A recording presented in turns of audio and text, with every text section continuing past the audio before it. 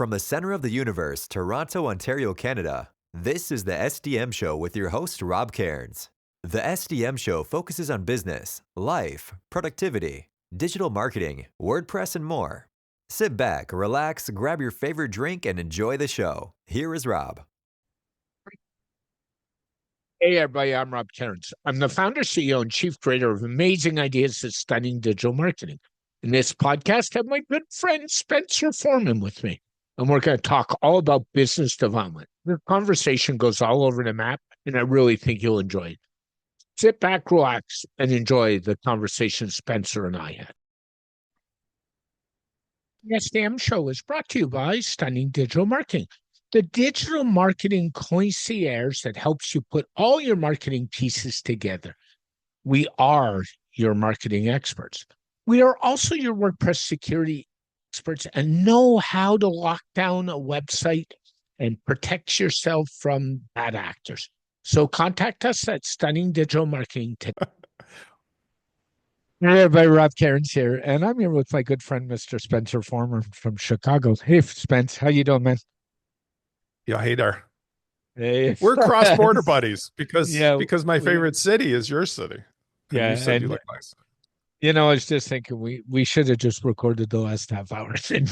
Probably, yeah. If anybody would care what we were talking about. But anyway, so today we're going to do something a little different. We're going to kind of shoot a little bit about business. We're both in the WordPress space, but I don't want to go there because there's too much stuff going on, except for one thing. And I'm going to start off about, got up yesterday. I was out at a client's. I have a good friend of mine who runs a jewelry store. I'm looking at my email, and the solid security report came out yesterday. And there was 86 and change vulnerabilities out there. Just a few. And it was like, it's got to be a record. And I think there's some stuff going on. I think we're getting to the point where people who do their own websites got to start looking at products like yours to get the plugins. Like, honestly, they need to start to curate what they're and stop pulling every little plugin out of the repository.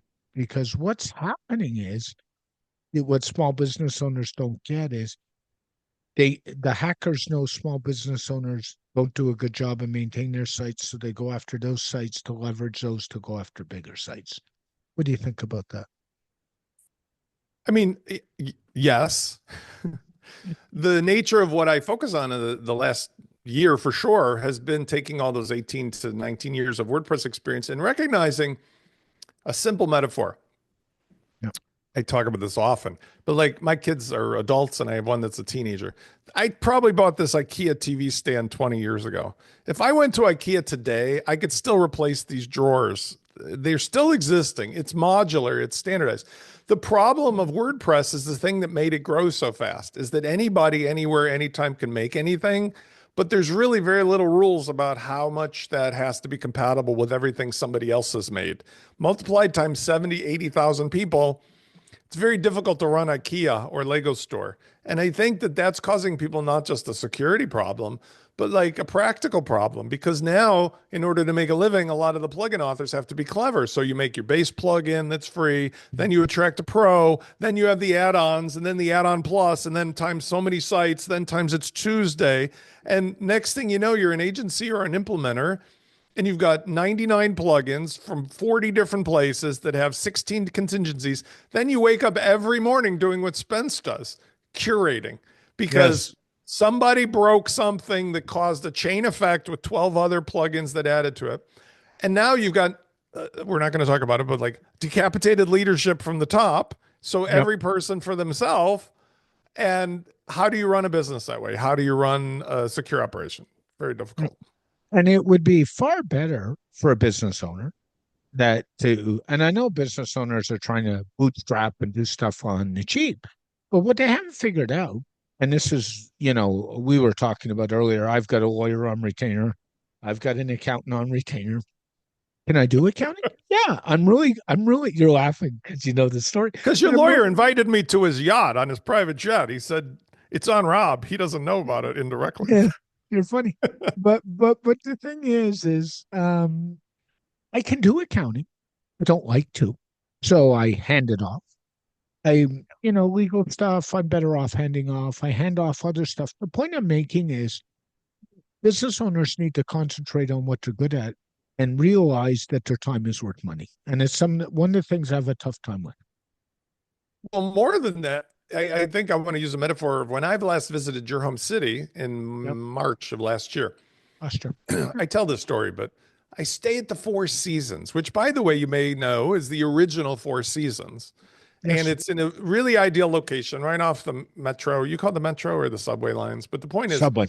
Yep. wonderfully located, gorgeous hotel. There was a lot of construction there. But the reason I go there is it's actually, when you stay for 2 or 3 nights, not terribly priced more than like the Best Western or an average hotel. But what you get for that, whatever extra you pay, is you just call the desk and the concierge takes care of everything. Mr. Foreman, that thing isn't open. Mr. Foreman, I got you the tickets. Mr. Foreman, the spa is ready for it. Mr. Foreman, we're sending up the food. Because when you dollar cost average the value of running your vacation or running your business or running your life, you do not have any ability to get a discount on your own time. So having somebody who's your concierge in the WordPress space, that is what I do, to curate out the best of the best and solve all the problems and fill in the cracks and make it a system, is invaluable compared to A, your time savings, B, your anxiety reduction, because now you got somebody who always knows the right answer. And the last thing, ironically, is the cost of buying that service with the curated stuff as a regular SaaS kind of thing is more economical than buying all the random parts and filling your cabinet up with random parts. Like if you've ever tried to make a recipe, you go to the Whole Foods or something and buy 8 million things you'll use once, and then you have an empty container laying around and you didn't really need it anyway. Why would you do that when you could just get everything for a monthly price that has a ticket to go? Yep. And that's my mindset of business as well. I famously have this back thing that I've been working on. I don't get on ladders anymore. I don't mow my own grass. I don't shovel my own snow. I do have teenage sons and adult sons, but let's just say I hire people because I realize that I used to do that and it was something I had the time for. Now I can't risk it, like you with the lawyer. It's worth paying to have somebody just help me there, because that's what we're in right now, is a world of infinite things every day. I need a trusted person who's just, hey, what's the right answer? I'm probably more of an expert in what you're doing than you are. And that's even more important, right? I mean, for security, for sure. I believe that's right. Your bent is on security. Mine is on entrepreneurship and the marketing and the automation. But within the WordPress space, it means that I no longer spend time debating people about like the infinite, look at this new toy that came out.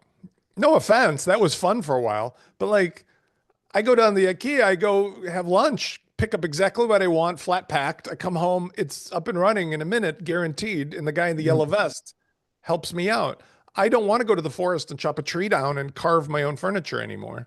Yeah. And the new toy problem, the shiny object syndrome, that's a big problem, especially in the tech space. I mean, I try to stabilize my stack, whether it's running my business or not. I made some changes over the holidays, but that will be it for probably a year to 2 years.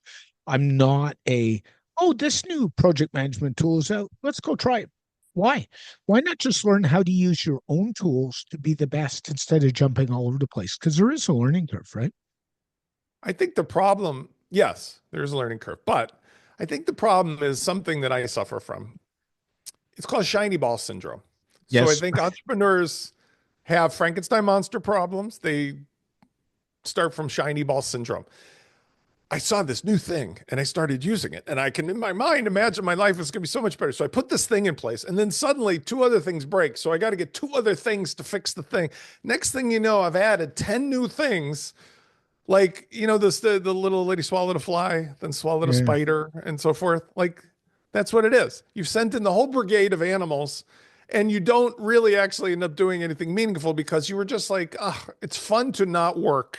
So I'll just keep adding this stuff in because it feels like I'm working, but you're really not doing any work. You're rearranging the deck chairs, and the learning curve comes along with it, because now that you've added new stuff, more to break. Yep. And what I would argue with you is you said something really good. You said, I hire people that I can trust to do the work. And I think trust is the big word here. generally in business, what people do is many services are very similar, but people tend to hire people they trust and they like. And that's just the reality of it. Yeah. The problem is in the world we're in today, 2025 versus even 24 and 23. Before the AI search results, before the new technologies, really, because it's just exponential every day. I love this part of it. If you needed to know how to do a process, I like to break it up into 3 eras, like automobiles or Yep. motor: horse and buggy, gas powered, electric hybrid. If you were to look metaphorically the 3 levels of cars, you would find answers that would say, like, you need a thing with 4 wheels that gets rolled around. That would match up with a horse and buggy, and you might follow those instructions very safely. But if somebody told you to attach a wagon to the back of your electric car, you intuitively know that's not right. But unfortunately, in WordPress, if you searched previously Google, you'd find instructions on how to use plugins that, like, 2 generations ago were Yeah. appropriate. Like, make a child theme from your parent theme and then add, Right. add in a template hierarchy. Nobody would do that today. Yep. But yet AI has compounded the problem, because now it just took all of this random shit that had some semblance of, like, you could tell the date and the era, and AI gives you advice like, and build a child theme with a. And so trusting some dude, no offense, wherever he or she may be located, do that in the world, is no longer safe, because that person is essentially being given unlimited capacity to build a Frankenstein for you. What I think Yep. does work, and again, I'm not patting myself on the back because I'm not saying I own this idea. I've just executed on it. Is Yep. when you choose verticals, like, Mhm. I love Sue J and Adam, but, like, they've got the whole Astra line of everything in their product. Yep. I like the WP Managed Ninja team and Jack Arturo, a few others. If you pick a vertical that has components that cover your bet, even if old school, like go to the jet engine guys or jet plugins, then at least you're safe, because you say, I only want to work with this stuff. Don't go Yep. randomly throwing stuff in, because that's where all hell has broken loose. Where, for example, I'm very specific on the stack of stuff that I curate, because I've proven it's less parts to do more stuff, easier to manage by one guy for thousands or tens of thousands of people. Some people have a freelancer implementer who's like, listen, I've always thrown Elementor and I put a little touch of this and that. And Mhm. next thing you know, nobody can work on it. Okay, so long answer, right? But that's the point. The point is curation and sticking to a limited set reduces your liability when you hire somebody, because now you say, I just want to hire somebody who's good with designing with cadence. Yep. And you tell them, don't F around and start adding plugins in here. Do not add plugins. Just use the tools. And if you have a question, ask me, because I'm going to ask the guy in the yellow vest, what's the Yep. recipe? Yep. Same idea, right? Yeah. And I wasn't yawning at that. What I was yawning at was the guys that, the freelancer who installs all this stuff. And then we go to do an update. And you know what happens? We end up with a conflict because something doesn't work. And the freelancer throws his hands up and says, I don't know. And the freelancer probably doesn't know how to troubleshoot. And the freelancer probably didn't take a backup before he did the updates, right? And then, There's so many problems with the randomness of it, because now with the politics of the repository, yep, with the monetization, I've experienced these things firsthand. Um, there's probably 4 to 6 plugins that do every possible thing you want, and picking the right one, and also stripping that. I mean, I hate to say this, but stripping that plugin of all the distracting things that it will do between the banners and the advertisement and the I know. wizards that onboard. And so if you get somebody who puts in a plugin and they have to choose on their own without you directing them between 1, 2, 3, 4, 5, 6, and then times 12 other choices, you have a matrix of, like, potentially 72 to 100 things that can go really wrong, because one of those plugins shows up on the Sakuri watch list because that plugin author was not financially incentivized to keep it secure or whatever. And Yep. these are things that aren't just random. This shit happens daily. Like, WooCommerce released an update the other day that broke everybody's Stripe checkout. Are Like, you come on. telling me? Yeah, I know. Thank you. They I mean, they know better.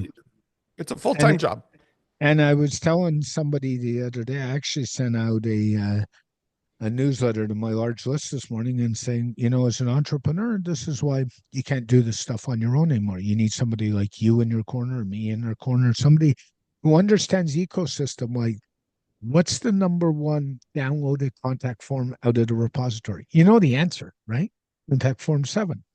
Would I go near that plugin if you paid me to? No. No way. No, because it's a great plugin, and the guy is like he's in Japan, I believe he lives, but it's like, it's not designed for commercial use. It's free for a reason. And this is one of the things, sorry to steal your thunder on that one, but like one of the things that I believe is important to differentiate. We live in a relationship economy now. That's a term that I'm coining for my own use. I just say it because the parts, the machinery, the complexities, anything you need done now are fingertips away. The issue is nobody wants to make that their focal point because it's too hard to become a specialist today. And so when you compare that to the WordPress space, I just go right to, what if you just thought of WordPress as a service and you chose whose flavor of that you want? Because that sums it up really nicely, doesn't it? Like, Kevin Geary's a pal, and he's a real design-focused like audience of people. If you're totally into that stuff, take Kevin's version of what WordPress should be.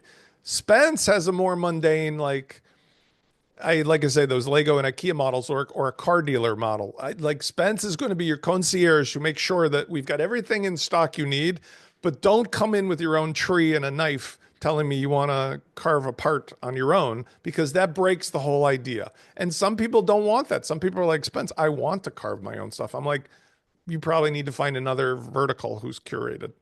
No, I agree. Now, entrepreneurs, interesting. You're a serial entrepreneur, but you're good at it, and so am I. That's what I am. I mean, since I was 10 years old, we've both been in this game for a long time. And I was thinking, one of my biggest complaints with entrepreneurs is they like to fight the race to the bottom, price-wise. So they come out with a product and they're like, let's just see how many I can sell. And I think that model only works if you're a dollar store, like Dollar Tree in the US or Dollar General or Walmart. I don't think it necessarily works all the time. And I think you're better off to find out what makes your business different. I've said that for years. And one of my favorite books is a book called The Inside Advantage by Robert Bloom. People are probably sick of me talking about it. It was written in 2008 or 2009. But what Robert talks about is why you got to find why you're different than your competitors and stop fighting this race to the bottom. What do you think about that? I mean, the race to the bottom is a real thing. And the problem is, it's like many industries, take text messaging or something nonsense. I remember back in the days when we had 400 phone types, that the cell phone companies would charge you 25 cents to send a text message with a straight face.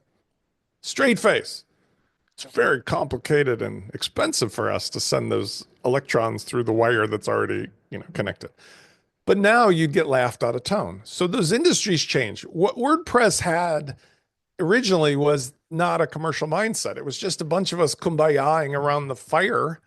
Oh, look at this thing I made. It's so cool. Would you like this? I'll show you how to do this for free. And then suddenly it was this ridiculous, like, buy me a cup of coffee PayPal button. Where the hell did that come from? That was the dumbest thing from day one, because nobody would ever pay it, because I'm from Chicago. Okay. If you open up a hot dog stand in Chicago and you say free hot dogs, you very quickly will give away millions of hot dogs and nobody will ever give you a dime. But if you were very famously one of the hot dog stands in my old neighborhood who he made like 10 different fancy foie gras hot dog and the skyscraper. Doug's hot dogs. He's out of business now. He retired on a yacht. But the point was, lines of people around the block to get a $20 hot dog. That's the difference. The business model of somebody going into WordPress today should not be anything about selling software. Not a bit. It's about your unique personal service or personal style or personal curation, because the software has always been open source. it's been wrong from day one for people to confuse that. And I actually published several things as an attorney showing the legal proof on this. But now we're seeing it in action in the real high courts with that person we're not talking about today and his lawsuits, that open source means open source. What you're selling somebody is the concierge at the desk of your virtual hotel, the guy in the yellow vest at IKEA, the person who stands in front of the Lego blocks and says, you want a kit or you want me to put stuff in a box? That's what you need to do, because people are crazy for that now in a world where they don't know which thing is AI, which thing is right. Why is this thing telling me to attach a wagon to the back of my Tesla or other electric car? Doesn't even make sense, but that's what the AI told me to do. People want to rob or a Spence or a real person, and it's scalable because I can tell you, I have an active roster, 4,500 people, not like I'm talking to every day, out of tens of thousands of past clients. And they pay me for access to something I can scale, whether it's my software downloads, it's email that's like one line, or they just schedule a call and I charge them for the call. But that's a business that you can grow and it's sustainable for a small company or even an entrepreneur versus this bullshit of like, I'm selling software and you're paying for licenses for 1 site, 2 site, 5 site. And what kind of support do you get for that anyway? You have to offshore that. And they're actually paying you for access to you too. And that's part of it. Like, I was telling you the other day when we talked last week, I'm going into political season. And what do I have? Political clients. And generally they kind of run their show except for a couple things. But you know what they're paying for? It's direct access to me. They need something, they can pick up that phone. Infinite money.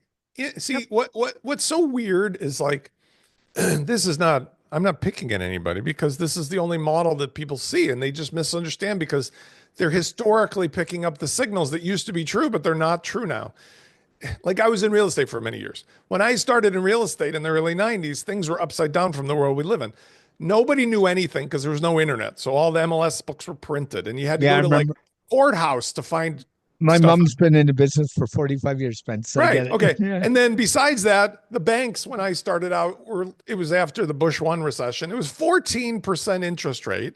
And you had to give a kidney for proof to a bank that they could give you money. Now, you couldn't find places. Nobody was talking. The money was expensive and rents and ownership prices were normal. Like a rent for a 2-bedroom apartment was $600 in Chicago in Lincoln Park. Now, the world today doesn't even resemble that remotely. You couldn't take the advice of stuff that, and so I'm saying same thing. In WordPress, if you were starting a business today, it's so freaking amazing because so many people have so much money and so much ability to spend money, but they just don't understand what you're delivering if you try to do it the old-fashioned way, because that's like going to the flea market and putting a table out in the midst of 70,000 other tables that says, I have this part for your car.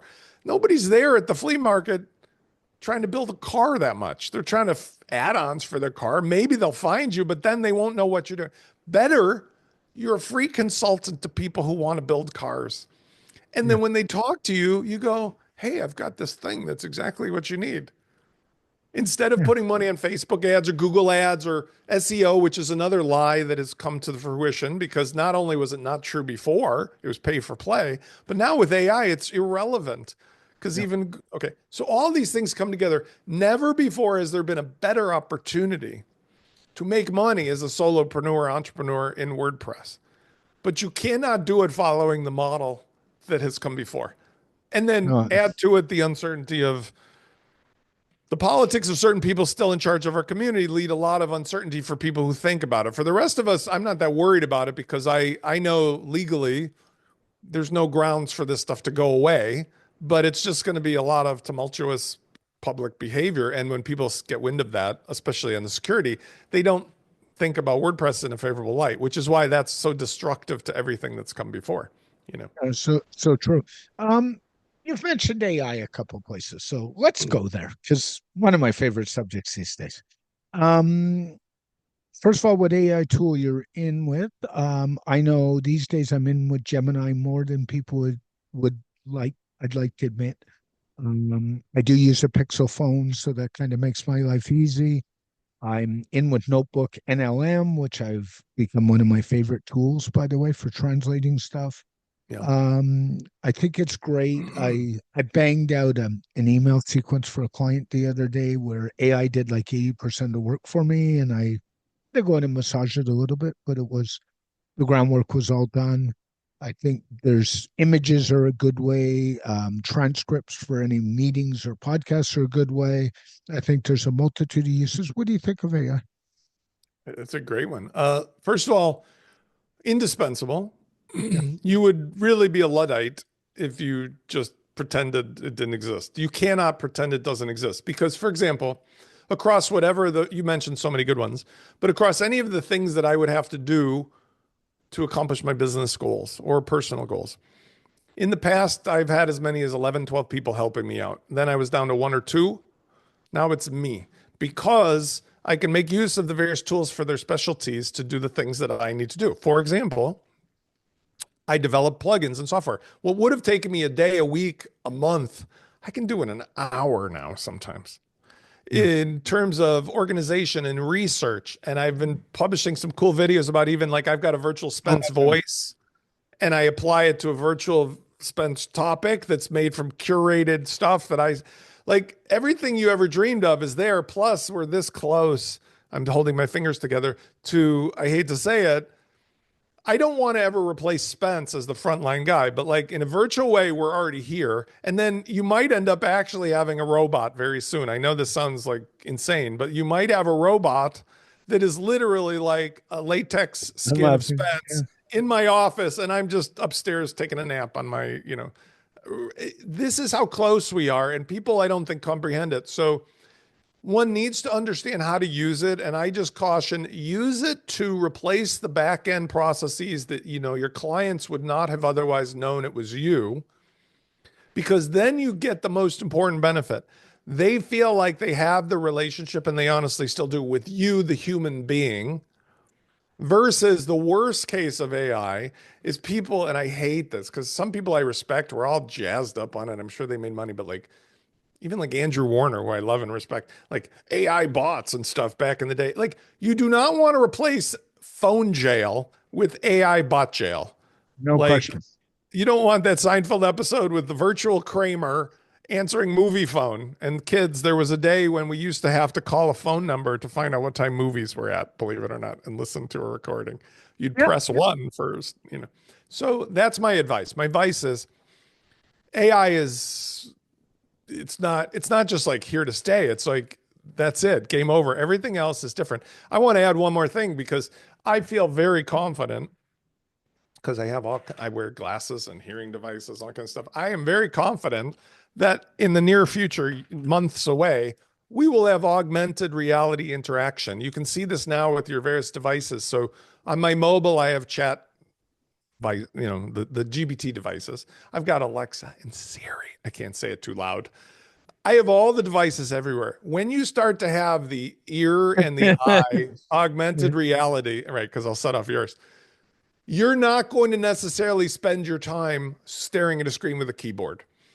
Factually speaking, I would give you a personal experience. When I was having some of my rough nights, when I'm up at 2 a.m. wandering around with my massage gun, doing laps around the house for my back and my nerve, I would just put the headset on and talk to ChatGPT, the mobile one, about life, about business, about whatever. And it was weird, like the movie Her, but I wasn't falling in love with it. I was just like, it took me off the ledge of, I needed to know stuff. I needed to just talk stuff out. And I think that is going to be the future. It's not going to be typing into a screen. Yeah. One of the things I do is with my mobile phone, I have a Pixel. I carry around a portable mic that plugs into USB port. It's a lapel mic. Right. And if I'm out and about, I'll voice my notes. And then, or whatever you use. Yeah. And then the Pixel, because it's tied into Gemini, and I have a paid Gemini account, is smart enough to say, here's a transcript of when you voice me. Thank you very much. There's my notes. Away I go. I mean, you can see with Gemini, it's built in. Of the things that I've been using, I cut my teeth on OpenAI and Claude, Anthropic. Perplexity has always been different and amazing. Still love it. I like Perplexity. They have their various benefits. I haven't had much success with Llama yet. I have, ironically, I do not like the company and the founder now for a lot of reasons that should be pretty obvious. But if you go into X, you can use Grok. Grok is actually quite good at coding. I was Yeah. pleasantly surprised, but I don't want to pay. I'm not paying for it, but it's like 25 free things. And then finally, this morning I bookmarked for Gemini because I got a notice from them showing some of their new features. And because it's so deeply ingrained, Gemini has this potential, like throughout your entire, let's be obvious, Google ecosystem that I use to do various things, including some of the things that I use like 11 Labs now for. For example, one of the cool things that had a capacity, multimodal, I can take a video of me doing a screen thing, not say a effing word. Give it over to Gemini. Gemini will write a script based upon what it sees me doing, slice and dice those clips or the screenshots into a tutorial. Then with the script, either use my 11 Labs voice or its own clever voice to do a voiceover and read it. Then it makes the description for YouTube. And I know because it has the capacity, I don't let it, but it could actually publish it. It could be connected to a Bitcoin account and buy stuff for me. I mean, folks, the reality's here and it doesn't require like a robot to do, but soon when you have a robot, because I have other devices, I don't have a Roomba, but like other doorbells and stuff, Totally. you're gonna have a robot like following advice and do it, like taking the groceries. And it's here. It's just going to be a question of whether it's dystopian. And I don't want to talk politics, but like this very same thing that I'm going like a kid, amazing, could also be differentiated between classes and people and be used to, you know, do naughty stuff all over the world, which is an unfortunate reality of any cool Well, technology. that's the problem. I mean, the downsides to AI, I was talking to them, and being in the security space and being a go-to for friends, family, colleagues, I'll tell you the phishing scams have gotten better, not worse, because of AI. So all the things we looked for, bad logos, bad spelling, that's all gone because the scammers are using AI to benefit. The bot hack attempts are getting worse because of AI. I'm seeing more looking at server logs, more hack attempts and stuff like that. And I think that's part of the reason we're seeing more security vulnerabilities is because people are using AI to target stuff. So the problem is every tool that's good like this has bad uses as well. I think the places that people are surprised when I give them contrarian advice. So, for example, some of the CRMs like Go High Level did a really good job with pricing and product packaging. So it's 97 for a single user, unlimited clients for 297. Now I don't use that. I tell people to use Fluent CRM, but for a while I represented them because of the connectivity through WP Fusion and so forth. But the downside is they've put a big part of their business and their marketing on teaching people to send text messages about everything. And my advice is that's the worst possible thing you could do today for two reasons. Number one, email is already the busiest channel and it's flooded, but it's really well vetted and protected. And people have a sense of this just doesn't look right, smell right. You could see the headers even. And what's the weird email on this? Whereas phishing on SMS messages has become out of freaking control, even though there's federal regulation. And I'm getting stuff all day long that I hesitate because my parents are in their 80s, but like an 80-year-old, no way they know what's going on. And they're just going to click and drain their bank account. So bank scams are the worst ones. And so I was looking at one yesterday and I got on with you. I was talking to my partner at work and I said, be really careful. There's a bank scam out there affecting your bank. And normally when you get emails from your bank and they list your credit card number, they'll actually show you the last four digits sometimes and X out all the front digits because, you know, they don't want people to get them. This scam shows you the first five digits and X's out the rest. Well, haven't people realized that on a bank, the first five digits of any bank on a Visa card are exactly the same? No, they don't. And also that scam goes one step further because what they do is ask you benign questions that are yes or no because they want to voice print, record your voice because some of the security systems simply ask you to talk into the phone and so forth, and they can spoof the numbers. So there's lots of ways that with the AI technology, you know. And this is one reason why you should never use voice validation for anything, as far as I'm concerned. I refuse because of that. And it's I mean, it usually it's benign. Like they'll say something like, oh, we have your package and it can't come through because we need your approval, or there's some holdup at the post office. And it's just, you look at the number and it's like, I'm in the United States and it's plus 63 as the area code. And I'm like, I don't think the U.S. Postal Service moved to the Ukraine or wherever Bangladesh. the hell that is. I Yeah, mean, yeah, it's yeah. like but these are the problems of the world where I was joking with my friend. We go to lunch every Wednesday and we were talking about like good or bad, how the world can go. We're at the precipice of it going either direction, quite frankly. I Yeah, I mean, agree. we were previously a backstory. I went to the La Brea tar pits years ago to visit my friend in California, and there's like a wall where the history of man, and it's got like a line of like the technological advances, and the line is like flat for 10,000 years, or choose your, and then it just like the last like eighth of an inch of this room, it just right. Well, times 1,000, because between quantum mechanics, quantum physics, quantum computing, AI, all these things that are happening, we're not able to stay inside of the corral Yeah. anymore. We're busting out. It's just, how are we going to bust out? And Yep. I think when I talked to him, I said, what would happen if shit hit the fan today and we were all just cut off from our electronics? Like, I don't know, the sun had a solar flare. Let's say it wasn't a nefarious thing. Sun had a solar flare, knocked out all the electronics. Yep. We're effed, because I don't have cash or gold or coins, and I don't have an anvil and a forge, and I don't have horses and chickens. Like, as soon as commerce shuts down because electronics either are shut down or get shut down, we're all hosed. Yeah, hater. Yeah, And yeah, it's that's the true. scary part, right? Like, we're really dependent upon a higher level of organization staying in place, infrastructure, because the more we become dependent, my children are really wonderful human beings. Two of the three can't sign their name in cursive because the school stopped teaching handwriting. Handwriting. Yeah. Looks like a ransom note. Now, maybe that doesn't matter, but like, ask a bunch of people today how to do a skill that you and I grew up doing, And do rotary second nature. telephone, right? And apply it to computers. Like that movie, I'm going on a rant, sorry, but like there was a movie where Wally, I think it was, they had to like Mhm. leave the planet and they were all up in the space station, and they all just like sat around and getting taken care of. And then when they needed to come to the planet, nobody could do anything.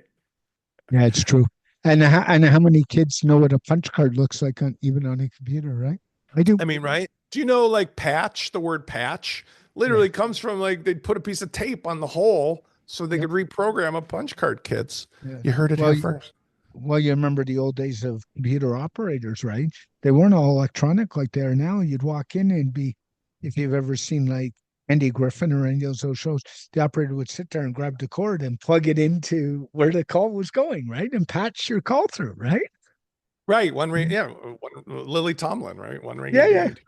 So Anyway, the idea is that I don't think that any of us has the individual power to solve or change the nature of which way this is going to go. It's a collective. But what I do feel, and I talk about quite a bit, which I think is relevant, this is not religious in any way. This is more humanistic in saying, I think that if more people with money or not recognize that they have the power to be positive energy, negative energy towards how they treat other people, literally yeah, just the golden rule, so true. that if more people would subscribe to just, I don't care if I'm a trillionaire or I am on the streets, if I just treat everybody the way I want to be treated, that collectively will change the negativity or positivity of how these No, things work out. no question. People, and in today's world, we people have forgotten how to treat people, and it It's comes back to you. It awful. comes back to you. I have restaurants that I go to on a regular basis, and I will sometimes make a reservation, sometimes not. And I can tell you stories where reservations have been found, and I use that word in air quotes, Yeah, of course. when there's a lineup of 20 people because of the way I treat people. And Yeah. I've had it happen more than not where it'd be, oh sir, your table's ready. And it's like, it's a reservation. Oh, your table's ready. Don't worry about Well, I mean, there's two lessons in there I hear. Number one, I try to teach my kids. It's back to my original point, but this has been true forever. Everything that is done is about a relationship first. Doesn't it. matter if Rob isn't the prime minister. He can get a table if he's nice to the lady, the guy who controls the tables. That's it. He skipped to the front of the line. Life hack 101. Treat people Yep. well, be friendly, be positive, you get things that other people couldn't buy. Number two Yep.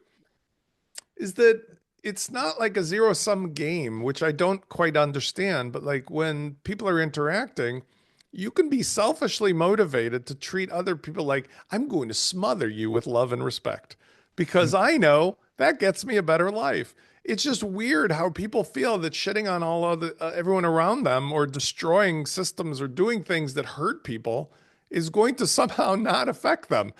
We're on a life raft of life, and you can't escape the people on the other side of the life raft because it's not like this is literally not a zero sum game. This is literally like we're on a planet Yeah. and we're constrained with what's happening. But the third thing I'll throw in, because I just want to be realistic.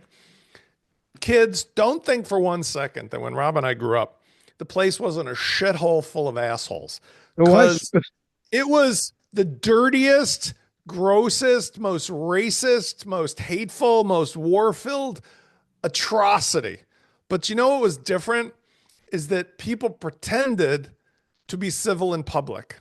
They acted and dressed and politically spoke as if it was something other than it was. People were throwing their styrofoam wrappers and stuff out of the car, hitting people and smoking in every orifice and like rounding up innocent people and murdering them all day long. But that's why it's so interesting. In 2025, we actually as humans have improved up until the last couple months. Like we've been improving. But now we're on a fork where the control of these devices by an elite group of people who, I'm not saying they're just the trillionaires, but people who can access. What if the world cut off all of the other people and said, only the people who make so much money can do this stuff, like Gattaca or something? I'm saying we're at a fork in the road where previously it wasn't possible for people not being positive to screw the rest of the planet. Now we could. And that's why it's so imperative for the masses of people to just look to the person next to you and treat them well. And that will have an accumulative effect, I think. I'm gonna add two things to your list because I can. The first is when you're out with people, say thank you. Like we've lost that, like honestly. Tell people you appreciate them. And the second thing is, see this little device in my hand? Put it away. Yeah. Put it away. Be present. Right. Put it Yeah. away. Be We're present. out. We're out. I know when my partner Tiz and I are out, we have a rule. Unless you're showing somebody something on the device, or you're taking a picture, because that's where our cameras are. That device goes away. I turn mine over, like I just did. Do it. Yeah. Be present with the people you're with. Enjoy them, and that's really good advice. Business owner. It's good for your health, by the way, too, because I haven't fully completed, but we were talking before the show. I'm going to do, because of the elections and the drama and everything, I'm going to do a 30-day publish only, read only a fraction social media thing, because you cannot go on Twitter or Blue Sky now, or X and Blue Sky now, without just coming away feeling slimy and dirty. Somebody's going to annoy you. Even some of like the TikTok drama, Instagram drama, like all that. Facebook and business groups is tolerable, but I'm going to try this because I've had to for my own mental health, because again, I'm trying to get over some of these other physical things, the pain level and stuff. I feel like it's been very beneficial when I just turn stuff off and I get my stuff elsewhere, but obviously I still have to publish, for people who read it. It's helpful. It resets you. It gives you a different priority list. So I'm not saying listen to Spence, he's so smart, but I'm saying I've actually tried it and it has changed my state of being. Versus this, I'm so annoyed today, and I don't know why. It's because I saw 900 posts about somebody, So the other suggestion around that I would suggest, and it's something I do, is turn the notifications off on everything that's not critical on your phone. Like I turn mine off, and then I have a rule on my Android phone that says if you're not in my favorites list, don't even notify me of anything coming in. So I just kind of do that. So, and in my favorites list, there's like 6 or 7 people, and they're mostly family, my partner. Everybody else, if they text me, ding me, do whatever they want to do, my phone never even beeps. I mean, they'll get to you if they need to. And the other part about it is, to be fair, back to the WordPress products and services. Okay. The thing that's the alternative to interacting on social media is just content marketing. Yep. I would suggest anybody can make a very short and friendly 2 to 3 minute, 4-minute screencast video about the product or the service or the software, post it in a million places, and that actually unbelievably remarkable how well it does compared to even paid advertising. So, for example, I've lately taken up a lot of stuff with Fluent Community, making these just one-off videos, just like 3 minutes here, 4 minutes there, and they show up #1 in Google search for Fluent Community. I Like, love them. good luck with that, paying Google to do that. And I'm not saying it's for everybody, every place, but like that actually delivers value, and it doesn't require you to get into competing against the robots or competing against the false premises of false advertising or paid advertising. And it Yep. also allows you to set the tone of like, okay, I'm just like, I publish and then you don't hear from me because I'm walking the dog, I'm reading a book, I'm out on a bike ride, I'm doing something that's helping people. I'm not sitting here screaming profanities at strangers that somebody told me is my enemy, but they're really not, Yeah, or so melting down in public, even though I used to be somebody well respected by millions of people. yeah, so true. As we wrap up, do you have 2 or 3 really good tips for people building WordPress businesses that you'd like to share? I mean, first of all, is to get Justin Trudeau back in office, because I think any WordPress solution requires a Oh, Trudeau in no, no, the no. Canadian Parliament. Buddy. Oh my Okay, God. the WordPress business of today is really simple. There are infinite amounts of niches, but start with filter one. Is this a niche for which the solution will pay or people will pay for? Yes. Because I don't care what you say, unless you're Kevin Geary, nobody's going to pay you for your subtle little design tool, because there's 952,000 tools for designing stuff. Okay. Mhm. What people will pay for is stuff that returns a higher ROI: marketing, automation, email stuff, product sales, anything that has to do with selling their stuff. Yep. And number two, as I suggested, all of the information you need about what you can do starts with, do you have the pain? Can you solve the pain for yourself? If you can, do you have an MVP of solving the pain for yourself that you could share with somebody in a call?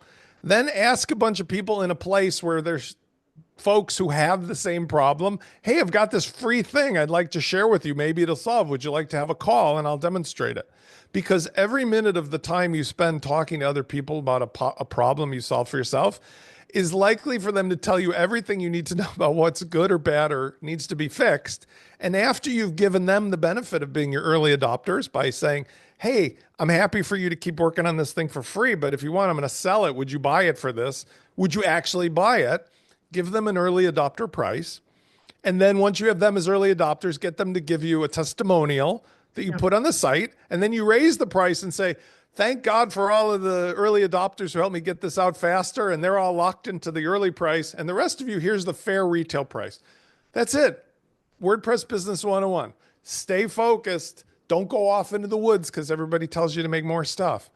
And the reason is because people don't have the attention span to understand the nuances of, like, if you have a product that does one thing and 1,000 people will buy it, that's better than a thing that does 100 and 10 people buy it. I mean, So true. with rare exception. So true. Anybody wants to get a hold of you, Spencer, get your products, where is the best place for them to go? WP Launchify for the moment until the lawyers start looking for that. There we .com. go. Or they won't. They won't, by the way, because I am an attorney. I already have my bases covered. Spencer Foreman, Forman, is where I'm on social media. And so it's either WP Launchify or Spencer Foreman. And then you'll see me around, not as much lately, but I've been slumming around with, my pals and yourself who are well known as influencers in the space, because my testimonial is what I just said today. I feel that this too shall pass, and that one way or the other, WordPress is not going anywhere, but it really deserves to be reconsidered and repackaged. Maybe it's good to have this sort of tidal wave that comes through, because after the flood, people won't be delusional about looking for stuff, BC versus AD or something like that. Because I think once it's reformulated, we're going to be honest about it's got to be specific services that are curated, not just random parts. Yeah, so true. Thanks, Spence. As always, always enjoy the conversation. I can't wait to see you again in person. It's my pleasure. I'll come up and see you. We're going to make that happen. Talk to you soon, my friend. Bye-bye. Thanks, man. This podcast has been brought to you by Stunning Digital Marketing. your digital marketing concierge to help the business owner put all his pieces together, whether it's email marketing, WordPress security, WordPress design and development, PPC, and more. Tech, stunning digital marketing for all your digital marketing needs today. A very special thank you to Spencer Foreman for joining me on this edition of the SDM Show. The SDM Show is dedicated to my late father, Bruce Cairns. Dad, I miss you very much every day. My mother, Ann Cairns, who's still doing really well and is an inspiration. And of course, Tiz Maroney. And Tiz, I know I've said it, but thank you so much for all the inspiration you give me every day.